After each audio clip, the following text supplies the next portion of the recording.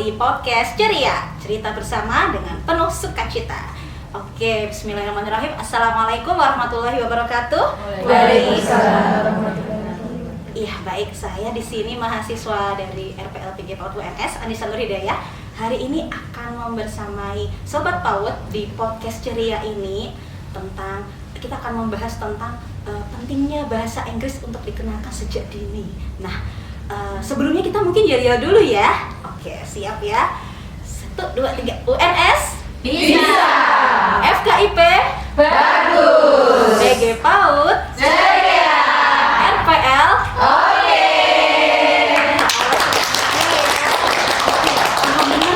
Di sebelah kita, nah ini udah ada Ibu Luli Hafidah SPDM Hum, ya. Beliau ini adalah dosen PG PAUD UNS dengan minatnya itu di bidang bahasa Inggris untuk anak usia dini.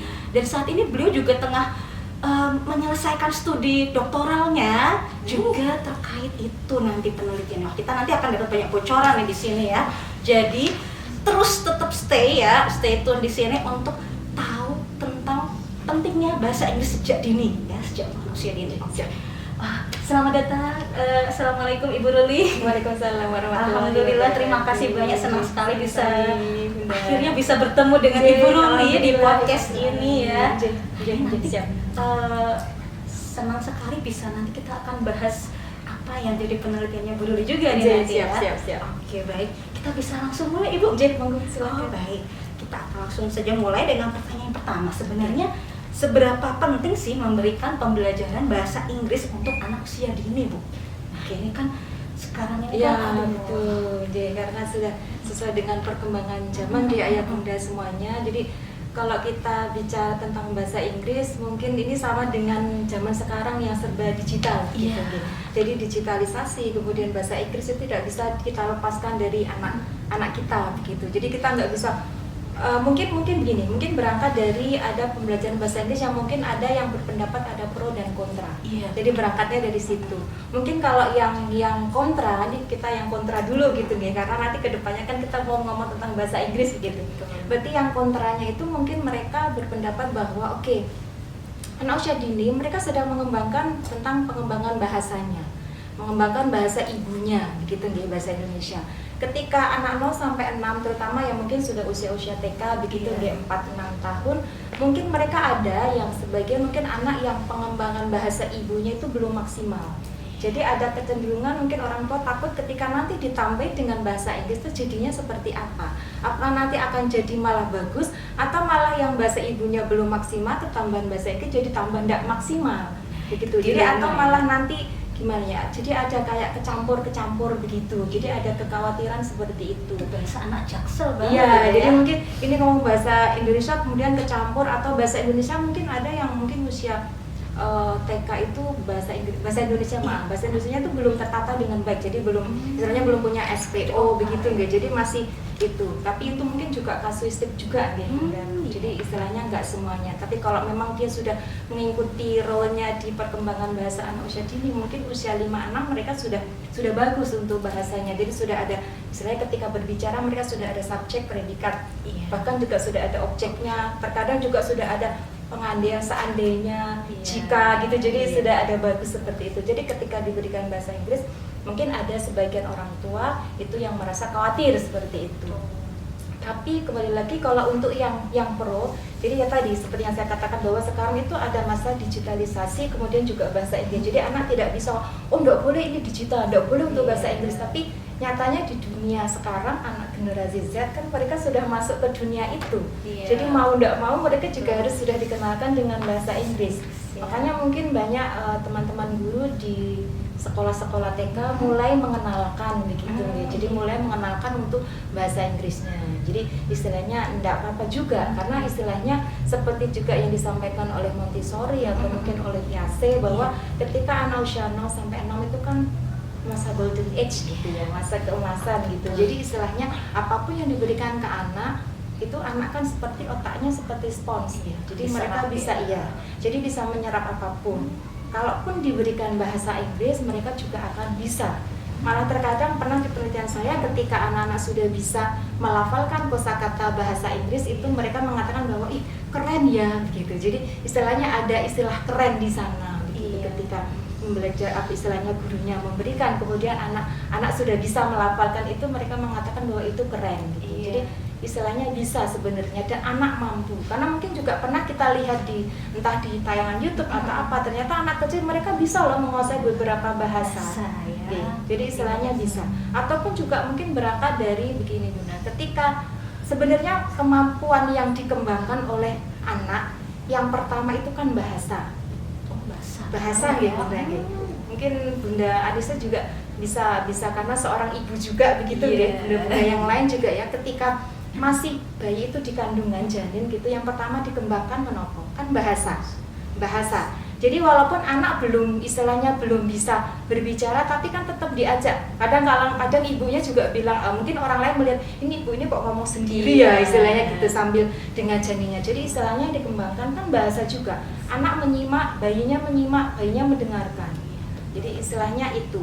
Apalagi ketika anak sudah lahir, bayi sudah lahir, ketika diajak bercerita, diajak face to face dengan ibunya begitu nggih. Jadi ketika diajak berbicara itu kan akan ada respon-respon dari si bayi itu dengan senyuman atau dengan tendangan kaki atau dengan tangannya. Nah, berarti kan yang pertama adalah bahasa. Berarti juga ketika itu diberikan bahasa Inggris itu anak bisa. Hanya saja nanti untuk pembelajaran bahasa Inggrisnya beda. Pembelajaran bahasa Inggris membelajarkan anak dengan membelajarkan orang dewasa. Nah, itu kuncinya di sini. Oh, gitu. Jadi memang sebenarnya nih anak usia dini tuh bisa banget buat dikenalkan bahasa Inggris, betul, bahkan jadi bisa beberapa bahasa juga ya. Bisa, tergantung Iya. dari orang tuanya dan sekelilingnya saja mengkondisikan Iya, itu. lingkungan begitu. ya. Iya. Oke, ternyata jawabannya bisa ya, Bisa, Sobat Paut ya. Baik. bisa. Tapi nanti ada syarat-syaratnya juga. Nah, kayaknya nanti akan masuk ke Iya, pembahasan betul. berikutnya Iya, nih. iya. Nah, yang kedua nih, apakah pembelajaran bahasa Inggris itu bisa memberikan dampak yang positif dan apakah juga ada dampak negatifnya nih bagi anak-anak? Kalau mungkin saya pernah menemui itu kasus, jadi anak itu lebih paham sama kosakata Inggris dibandingkan bahasa Indonesia saat itu, dan terus kecampur-campur, terus ada juga anak-anak yang didiagnosa speech delay. Nah, itu kira-kira dari dampak ini positif negatif nanti mungkin bisa di-sharingkan ya, bisa dipaparkan oleh Baik Ayah Bunda, untuk pembelajaran bahasa Inggris memang semua hal nggak cuma pembelajaran bahasa Inggris kan pasti ada dampak positif dan negatifnya, cuma lebih banyak yang mana begitu nggih. Apakah mau kita ambil atau kita tolak begitu. Untuk yang positifnya nggih ya tadi istilahnya mungkin kita bisa melihat bahwa sebelum istilahnya anak ini selesai di TK kan nanti untuk selanjutnya mereka akan masuk ke SD nih. Di SD kita tahu sendiri bahwa di SD anak-anak sudah dihadapkan dengan teks. Iya, Betul enggak? Iya, betul. Sudah dihadapkan dengan teks. Mau enggak mau berarti anak harus sudah menguasai banyak kosakata. Nah, untuk pembelajaran di anak usia dini khususnya di TK memang dari referensi yang saya baca itu memang ada dua ya Bunda. Jadi ada membelajarkan dengan kata. Jadi berbagai macam kata, jadi kata benda, kata kerja dan sebagainya istilahnya itu dikenalkan. Kemudian yang kedua adalah memberikan frase misalnya red ball atau green book misalnya. Ya.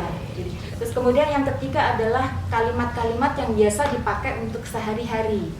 Misalnya pengucapan good morning, misalnya. Kemudian how are you today? I'm fine. Kemudian yang lainnya banyak gitu. Jadi ada kalimat-kalimat yang memang itu dipakai untuk berkomunikasi sehari-hari. Jadi istilahnya untuk penekanan untuk anak usia dini ya 3 tadi. Jadi kosakata dalam bentuk kata gitu ya, ya, dalam bentuk kata kata, ya. Kemudian yang kedua adalah frase. Tadi ada Ya, green book. Ya, jadi Apple, ada keterangan untuk si bendanya itu seperti apa. Iya. Misalnya beautiful cat misalnya. Iya. Ya, jadi ada pengenalan yang seperti itu. Kemudian yang ketiga adalah kalimat-kalimat. Misalnya how are you today? Kemudian ada diajari I'm fine dan sebagainya. Jadi istilahnya ada kalimat-kalimat ungkapan yang memang itu dipakai untuk komunikasi sehari-hari. Conversation Yes. gitu ya. Jadi yang sederhana saja Bunda. Yang memang itu Sederhana. dipakai sehari-hari di kelas juga bisa Bunda. Iya, misalnya. sekarang Gitu. sering ya, kayaknya Iya, sudah betul. banyak. Nih, Betul. Sobat Paut juga mungkin sudah mempraktekkan juga Iya. nih. Nah, itu tadi untuk tahapannya ya, Iya, untuk betul. tahapannya. Iya, Jadi jadi indikator apa namanya? kemampuan bahasa Inggris anak usia dini itu juga ada indikatornya ya? Jadi istilahnya untuk mengenalkan untuk sisi materinya ada 3 itu. Ada 3 itu Jadi indikatornya. paling tidak ketika di TK anak diperbanyak kosakatanya agar nanti ketika di SD ketika mereka harus menghadapi teks dan sebagainya mereka sudah aku udah tahu loh artinya ini. Walaupun istilah di sisi grammarnya nanti memang diberikannya di SD gitu. Di grammar di kata bahasanya, tapi ketika untuk kata kosakatanya itu diperbanyaknya tidak masalah di TK tidak masalah iya. Tapi tetap dalam koridor bahwa ketika membelajarkan bahasa Inggris itu harus prinsipnya seperti yang mau belajar yang lain, harus menarik, menyenangkan, kemudian sesuai dengan tahapan perkembangan anak. Makanya kita kenal ada di disertasi juga ada namanya DAP, developmentally appropriate practice. Jadi praktek-praktek atau kegiatan yang memang itu sesuai dengan tahapan perkembangan anak tadi yang saya sampaikan bahwa ketika membelajarkan ya kita memberikan materi-materi yang memang sesuai ya. Tadi ada pengenalan banyak kata, kemudian frase, kemudian ada kalimat-kalimat komunikatif yang itu memang sudah dipakai sehari-hari di kelas ataupun di rumah gitu. Baik Ibu Rulin. Jadi dampaknya banyak sekali ya. Jadi juga tadi seperti yang teman-teman tadi sampaikan bahwa jadi keren, kemudian anak jadi pede, kemudian juga kita juga nanti ketika kita mulai mengenalkan kan nanti juga tidak ada yang namanya cultural shocks juga ya. Ketika nanti masuk ke istilah asing itu banyak banget. Betul. Tadi misalnya dengan gadget kan di situ juga sudah ada kata-kata bahasa Inggris kan pastinya pakainya bahasa Inggris gadget itu ya. Seperti itu. Baik. Istilahnya itu dampak positifnya. Kalau tadi yang dikatakan Bunda Nisa yang negatif mungkin juga memang ada ya. Jadi pernah saya punya teman ini memang benar-benar dia melakukan. Jadi seorang guru, ibunya itu guru bahasa Inggris, kemudian bapaknya itu dosen. Kemudian waktu itu diberikan anaknya karena pengen istilahnya trial and error untuk memberikan bahasa Inggris kepada anaknya itu. Kemudian diberikan dengan si bapak ngomongnya bahasa Inggris berbicara, dengan si ibu bahasa Indonesia, dengan eyangnya bahasa Jawa yang kromo, dengan teman-teman di lingkungannya karena di daerah Sragen begitu dengan bahasa Jawa ngoko. Jadi sekali bahasa iya. Keren. Jadi Inggris Indonesia, bahasa Jawa kromo, bahasa ngoko, bahasa Jawa ngoko. Jadi sekali waktu langsung diberikan itu. Dia belum sekolah itu. Berarti masih usia ya 4 di bawah 4 lah gitu. Jadi dia sudah mulai diberikan itu dan itu konsisten. Jadi konsistensi itu yang memang diberikan ayah bunda agar hasilnya maksimal. Jadi walaupun dia belum ngerti ya diberikan aja bahasa Inggris. Ketika bahasa Inggris dia diberikan juga istilahnya yang bahasa Indonesianya begitu. Kalau memang betul-betul dia nggak ngerti diberikan jadi bahasa Inggris dulu kemudian bahasa Inggrisnya Indonesianya seperti apa. Tapi konsisten terus setiap hari bunda. Jadi setiap hari. Awal-awal memang tadi dikatakan rancu. Ditanya Inggris, jawabnya Indonesia, ditanya Indonesia, jawabnya Inggris, Jawa dan sebagainya campur. Jadi di otaknya masih seperti itu. Jadi masih bingung tadi lah istilahnya. Itu menilai dia belum tahu ini bahasa Inggris, jawabnya harus bahasa Inggris. Jadi masih seperti itu. Tapi seiring dengan usianya dia bertambah, begitu dia kesiapan dia juga untuk menerima tadi. Kemudian lama-lama dia akan ngeh sendiri. Jadi ketika ditanya Inggris ya jawabnya Inggris. Ya kayaknya file-filenya sudah mulai tertata. Tadi yang masuk jadi sudah mulai di otaknya itu itu sudah mulai tertata. Kalau Inggris ya Inggris, Indonesia ya Indonesia. Dan waktu itu katanya ketika sudah masuk ke TK kemudian diikutkan waktu itu ada salah satu acara yang istilahnya kayak pidato kecil begitu yang di TV itu. Anak itu diikutkan dengan pakai bahasa Inggris. Assalamualaikum warahmatullahi wabarakatuh. Prophet Muhammad sallallahu alaihi wasallam saya dan sebagainya begitu. Bisa. Dan itu kemudian karena itu berhasil kemudian diterapkan di adiknya juga. Keren sekali. Jadi sudah istilahnya konsistensi. Kalau saya melihat ya konsistensi tadi ke orang tuanya. Jadi ketika dia ya enggak apa ketika misalnya mereka si anak ini masih rancu di Indonesia jawab Inggris gitu. Yang penting kan dia ngerti dulu ketika diajak ngomong berbahasa Inggris ternyata dia ngerti loh walaupun feedbacknya jawabannya adalah di luar bahasa Inggris ya tadi bahasa Jawa atau bahasa Indonesia, tapi lama-lama ternyata otaknya bisa memilah untuk sudah dapat modal dulu nih. Nah memang jadi memang ternyata ada tadi istilahnya dampak apa ya istilah kendala-kendala tadi Iya, ya, ada mungkin kayak tantangan juga, tantangannya gitu, itu, untuk tapi ternyata seiring bertambahnya usia Iya, itu kesiapan nanti si anak akan juga. istilahnya sudah akan tertata sendiri. Iya, Jadi betul. kadang-kadang kita orang dewasa kayak udah kita mikir sendiri, Pesimis dulu iya kan? ya, udah Kita kan, pesimis overthinking dulu udah. gitu, ya. Ini anak paham nggak ya? Iya, Tak ajak betul. ngomong kayak gini. Iya. Jadi nggak usah kayak gitu ya, nggak Iya, usah mikir. anjay. Fokus aja, konsisten Iya. tadi ya. Misalnya kalau memang dia nggak ngerti ya baru apa sih bunda ngomong apa sih Iya. misalnya gitu, oke kita kasih terjemahannya. Tapi tetap kita ngomong berusaha untuk bahasa Inggris karena saya coba juga di anak saya gitu, yang kecil kan memang interest bahasa Inggrisnya itu lebih besar dibanding kakak-kakaknya gitu. Iya. Saya coba aja ngomong bahasa Inggris, mesti nanti akan dia kalau dia nggak ngerti atau apa mesti Umi ngomong apa sih aku nggak ngerti gitu. Baru Iya. nanti saya terjemahkan pakai bahasa Indonesia, tapi saya lanjutkan lagi ngomong lagi gitu ya. Iya. Yang penting dia yes no no yes berarti ya enggak apa-apa, yang penting memang ini memang tahapan dia untuk menyerap semuanya gitu. Memang itu tahapannya Iya. ya. Jadi Dan tidak juga usah bunda ketika memberikan memang kita karena ini bahasan ya ayah bunda, jadi yang pertama diserap anak itu kan mendengarnya. iya. Jadi sumbernya harus benar dulu. Jadi bunda-bunda atau ibu guru, bapak guru Iya. ketika memberikan bahasa Inggris harus benar dulu pelafalannya, pronunciation-nya Iya. harus benar dulu kuncinya, karena nanti itu akan dibawa oleh anak-anak sampai ke jenjang berikutnya loh. Karena juga saya punya pengalaman juga Bunda Anissa. Ibunya dosen, kemudian dosen bahasa Inggris juga. Anaknya sekolah, kemudian ada pulang-pulang membawa satu kosakata yang itu salah pelafalannya. Sampai di rumah ketahuan. Iya, Dek, sepertinya bacanya yang bener nggak kayak gitu deh. Jadi Iya. sebenarnya dia udah hati-hati ngomongnya.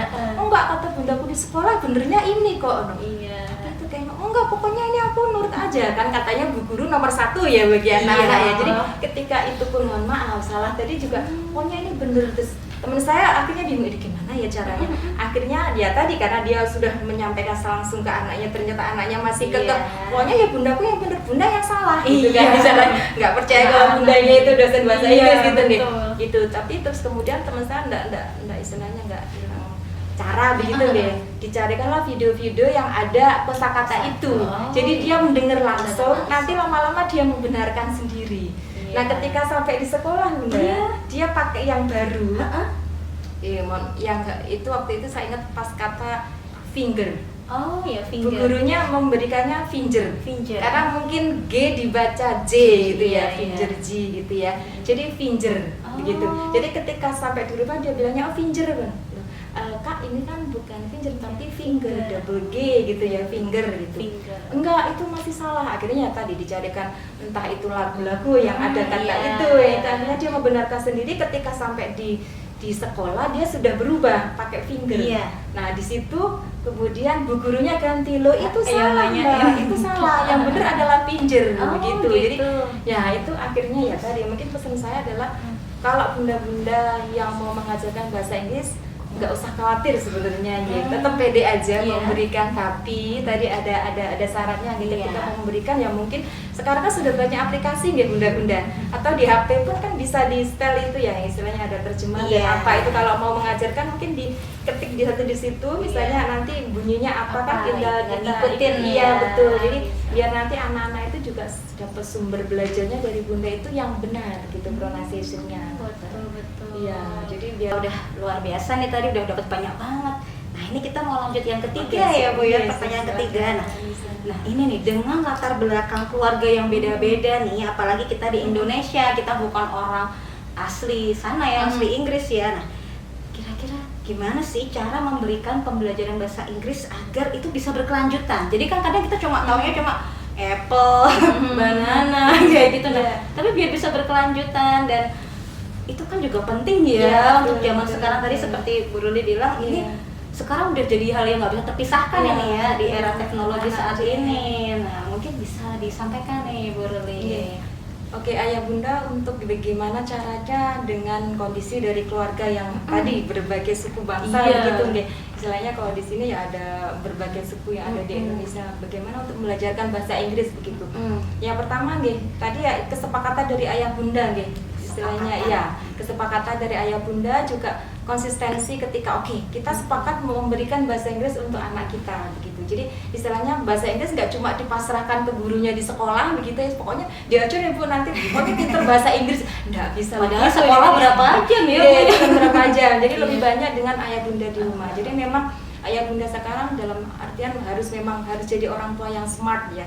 Dalam artian juga harus mengakses banyak ilmu juga. Kalau mau anaknya pintar bahasa Inggris lah, orang tuanya pintar bahasa Inggris sendiri belum gitu kan, istilahnya seperti itu. Jadi ketika memang mau membelajarkan bahasa Inggris, nggak ayah bunda mau nggak mau harus belajar.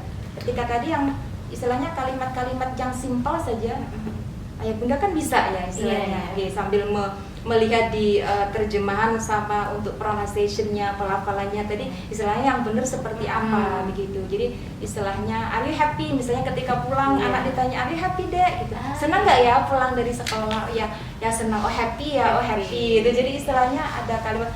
Tapi nanti jangan itu nggih, mungkin ketika sudah begitu kemudian ada keluarga yang lain atau keluarga yang lain, ih sok-sokan nih bahasa Inggris gitu. Jadi istilahnya mungkin ada ya, karena kita sudah kesepakatan biar anak kita juga hasilnya maksimal loh, nggak cuma dipasrahkan ke sekolah begitu.